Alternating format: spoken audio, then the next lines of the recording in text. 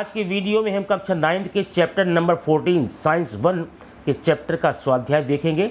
ये स्वाध्याय आपके एग्ज़ाम के लिए, आने वाली परीक्षा के लिए बहुत ही ज़रूरी होगा। और स्वाध्याय को करके आप अपने नंबर में पूरा नंबर पा सकते हैं। आइए देखते हैं क्वेश्चन नंबर 1 क्या है। Sound does not travel through, ध्वनि का गमन नहीं होता। अब आप एक बात जान लीजिए, ध्वनि को एक जगह से दूसरे जगह जाने के लिए माध्यम की आवश्यकता होती है। वो माध्यम गैसीय हो सकता है, द्रव हो सकता है, ठोस हो सकता है, मतलब कोई ना कोई माध्यम जरूरी होता है। अब एक कंडीशन ऐसी है जबकि ध्वनि गमन नहीं करती है, वो कंडीशन कौन सी है कि अगर निर्वात हो, माध्यम निर्वात हो तब ध्वनि का गमन नहीं होता है। इसका मतलब आपके इस आंसर में आंसर होगा निर्वात। निर्वात माने जहाँ हवा भी ना हो, या फिर आप क्या बोलेंगे यहाँ पर वैक्यूम, VACUUM। ठीक है, ध्वनि का गमन निर्वात में नहीं होता। Sound does not travel through vacuum. आइए क्वेश्चन नंबर बी देखते हैं। क्वेश्चन नंबर बी बहुत सिंपल सा है। The velocity of sound in steel is dash than the velocity of sound in water. अब इसमें साउंड नहीं है, ये साउंड होगा, सैंड लिखा गया, गलत लिखा गया है। तो velocity of sound in steel is, steel में ध्वनि का वेग पानी में ध्वनि के वेग की अपेक्षा होता है। अब पता करना है ज़्यादा होता है कि कम होता। ध्यान रखिए, ठोस में ध्वनि का वेग द्रव की अपेक्षा ज़्यादा होता है। स्टील आपका ठोस है, सॉलिड है, और द्रव आपका वाटर है। इसका मतलब velocity of sound in steel is greater, यहाँ क्या होगा, greater than the velocity of sound in water. मतलब स्टील में ध्वनि का वेग पानी की अपेक्षा ज़्यादा होता है। अब आइए क्वेश्चन नंबर देखते हैं। नेक्स्ट क्या है, सी क्या इसमें है। C, the incidence of daily life shows that velocity of sound is less than the velocity of light. ध्यान सुनना इसको, आपको यहाँ पर एग्जाम्पल देना है, ऐसी घटना देनी है जिसमें कि पता चल जाए प्रकाश का वेग ध्वनि के वेग से ज़्यादा होता है, या फिर ध्वनि का वेग प्रकाश के वेग से कम होता है। अब पहला एग्जाम्पल आप देख सकते हैं, बादल का गरजना, बिजली का चमकना, दोनों घटनाएं एक साथ होती हैं, लेकिन हमें चमक पहले दिखाई देती है और बादल के गरजने की आवाज़ बाद में सुनाई देती है। एक एग्जाम्पल ये हो गया।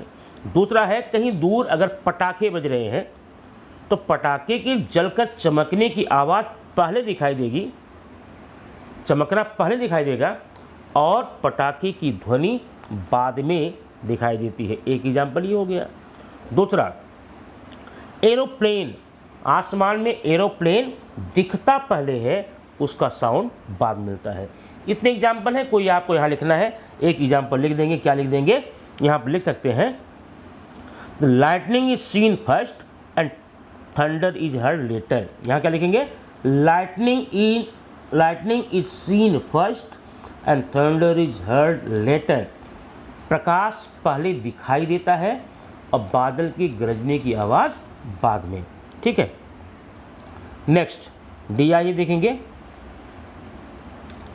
To discover a sunken ship or object deep inside the sea dash technology is used. समुद्र में डूबी हुई किसी वस्तु का पता लगाने के लिए या समुद्र की गहराई का पता लगाने के लिए इस तकनीक का उपयोग होता है। माने वह कौन सी तकनीक है जिसका उपयोग हम समुद्र में डूबी हुई वस्तु का पता लगाने में करते हैं या समुद्र की गहराई का पता लगाने में करते हैं। उस पद्धति का नाम है सोनार। याद रखना, SONAR, हिंदी में आप सोनार लिखेंगे। ठीक है, समुद्र की गहराई या समुद्र में डूबी हुई वस्तु का पता लगाने के लिए सोनार टेक्नोलॉजी का उपयोग किया जाता है। अब आइए देखते हैं क्वेश्चन नंबर, क्वेश्चन नंबर 1 में 4 थे, हो गए। अब क्वेश्चन नंबर देखेंगे 2 क्या है। एक्सप्लेन गिविंग साइंटिफिक रीजन, नीचे दिए गए क्वेश्चन को एक्सप्लेन करना है वैज्ञानिक कारण देते हुए। क्वेश्चन नंबर 1 है the roof of movie theatre and a conference hall is curved, किसी सिनेमा गृह या सभागृह के जो छतें होती हैं, दीवारें होती हैं, वो कर्व्ड होती हैं, माने मुड़ी हुई होती हैं। क्यों ऐसा होता है?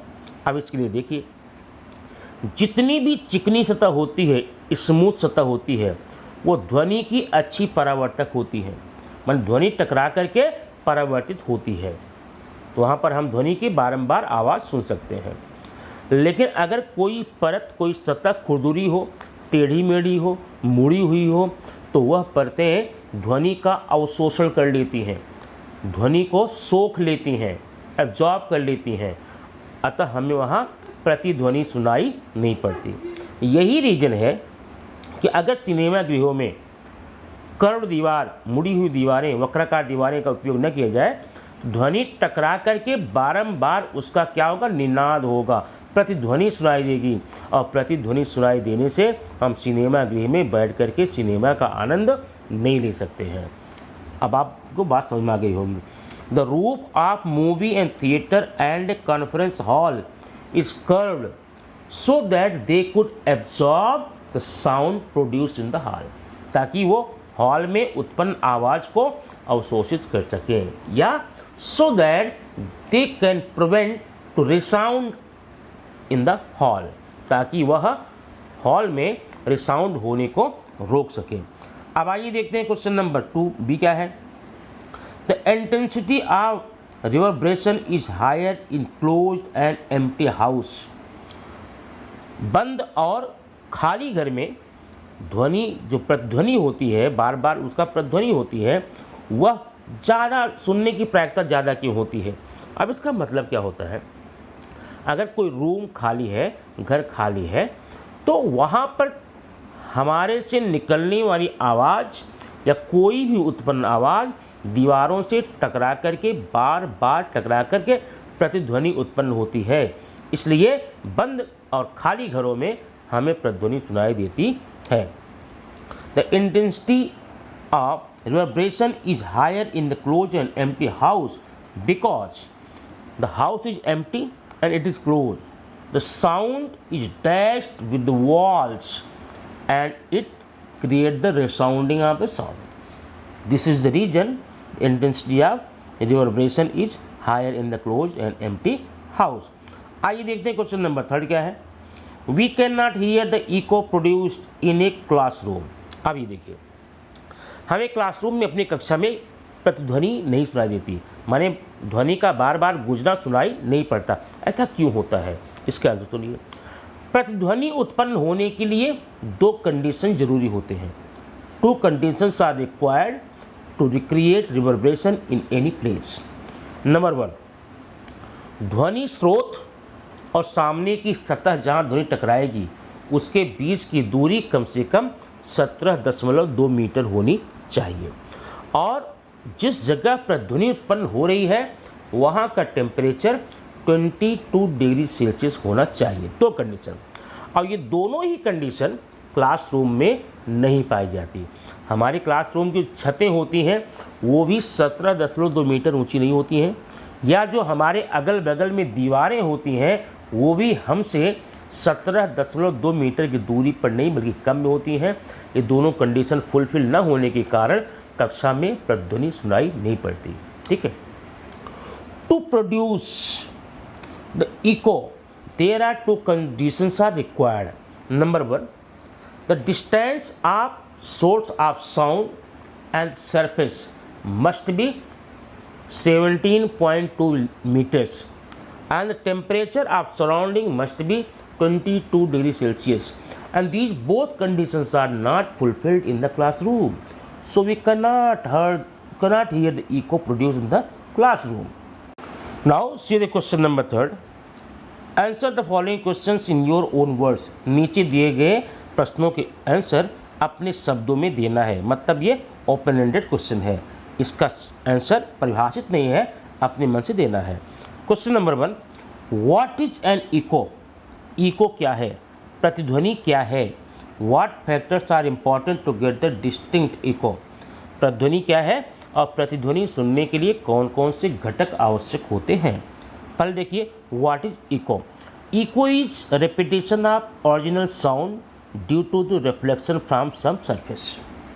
Eco is repetition of original sound due to reflection from some surface, मतलब प्रतिध्वनि ध्वनि द्वारा किसी सतह से बारंबार टकरा करके वापस आने को या प्रतिध्वनि उत्पन्न करने को हम क्या कहते हैं, प्रतिध्वनि कहते हैं। अब इसके लिए कौन कौन फैक्टर हैं। प्रतिध्वनि उत्पन्न करने के लिए दो घटक हैं। नंबर एक, ध्वनि का स्रोत और परावर्तक तल के बीच की दूरी कम से कम 17.2 मीटर होनी चाहिए और उस सराउंडिंग का टेम्परेचर 22 डिग्री सेल्सियस होने चाहिए। मतलब डिस्टेंस और टेम्परेचर, दूरी और तापमान, ये दो घटक जरूरी होते हैं प्रतिध्वनि सुनने के लिए। ठीक है, means there are two factors which are required to reproduce the echo. The first one is the distance between the source of sound and the reflector. Second, the temperature of environment. Now, question number B. Study the construction of Gol Gumbad at Bijapur and discuss the reason for the multiple echoes produced there. Bijapur है आपके गुलबर्गा कर्नाटक में, वहाँ पर गोल गुम्बद एक इमारत है, वहाँ पर प्रतिध्वनि सुनाई देती है। अगर आप बहुत धीमी आवाज़ में बात करेंगे फिर भी अगल बगल के लोग वहाँ पर सुन लेते हैं, क्योंकि बारंबार वहाँ क्या होता है, प्रतिध्वनि इकोइंग होती है। तो आपको एक्सप्लेन करना है, क्या एक्सप्लेन करना है, गोल गुम्बद का स्ट्रक्चर कैसा है और वहाँ पर प्रतिध्वनि क्यों सुनाई पड़ती है। आप यह सुन लीजिए। Echo can be heard multiple times due to continuous और multiple reflection. The Gol Gumbad at Bijapur in Karnataka is an excellent example of this. बस ठीक है। कर्नाटक के बीजापुर में गोल गुम्बद नामक इमारत में ध्वनि जो निकलती है बारंबार, मतलब कई बार सतह से टकराती है और पुनः वापस आती है, फिर टकराती है। उसकी बनावट ही ऐसी है, संरचना ही ऐसी है, इसीलिए हमें वहाँ प्रतिध्वनि सुनाई देती है। अब आइए देखते हैं क्वेश्चन नंबर 3 का C. What should be the dimension and shape of classroom so that no echo can be produced there. अब इसका आंसर आप एक बार देख चुके हैं, फिर भी आप देख लेंगे। माने किसी क्लासरूम का डायमेंशन या बनावट कैसी होनी चाहिए कि हमें वहाँ प्रतिध्वनि सुनाई न पड़े। ठीक है, अब इसमें आंसर क्या होगा तो देखिए, बस सिंपल सा। The distance between the opposite walls and also the height of ceiling should be less than 17.2 meter. बस माने उस रूम की या क्लासरूम की छत की ऊंचाई और अपोजिट सम्मुख दीवारों के बीच की दूरी 17.2 मीटर से कम होनी चाहिए, तब जाकर क्लास में किसी प्रकार की आवाज़ सुनाई नहीं देगी। ये होगा आपका आंसर। अब आइए देखते हैं question number 4। Where and why are sound absorbing materials used. वह कौन कौन सी जगह है जहाँ पर ध्वनि को अवशोषित करने वाले मटेरियल का उपयोग होता है।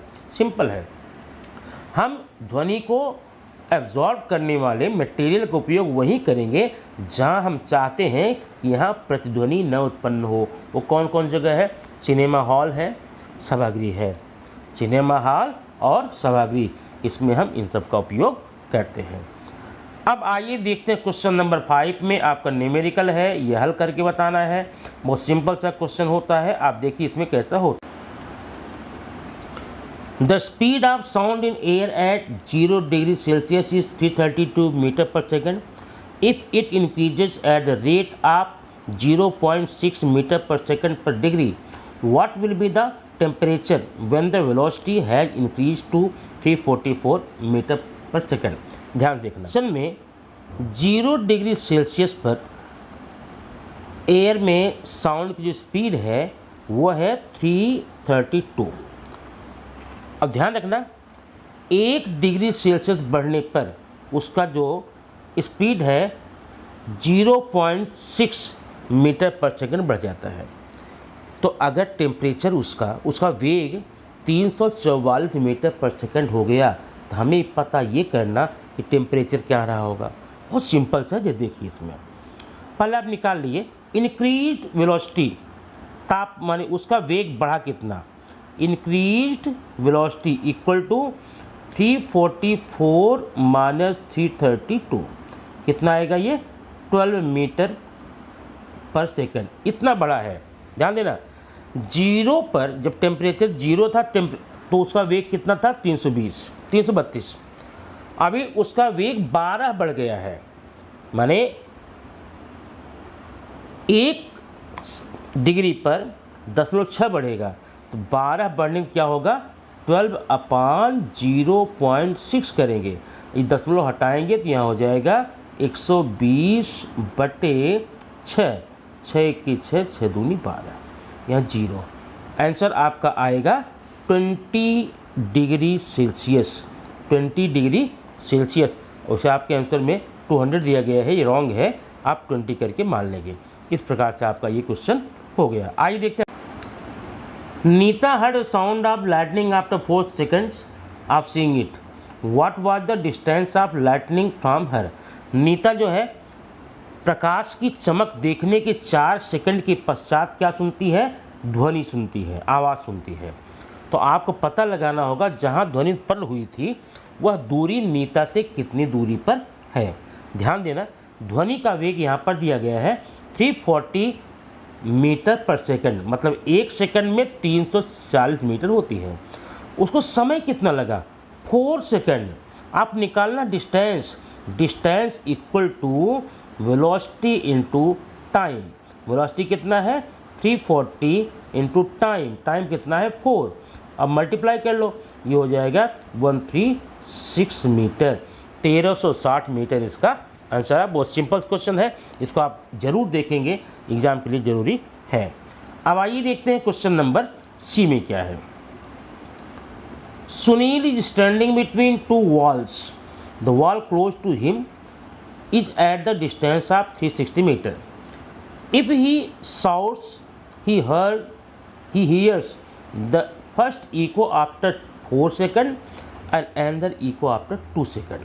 अब ध्यान सुनना, सुनील 2 दीवारों के बीच में खड़ा है और उसके और दीवार के बीच की दूरी 360 मीटर है।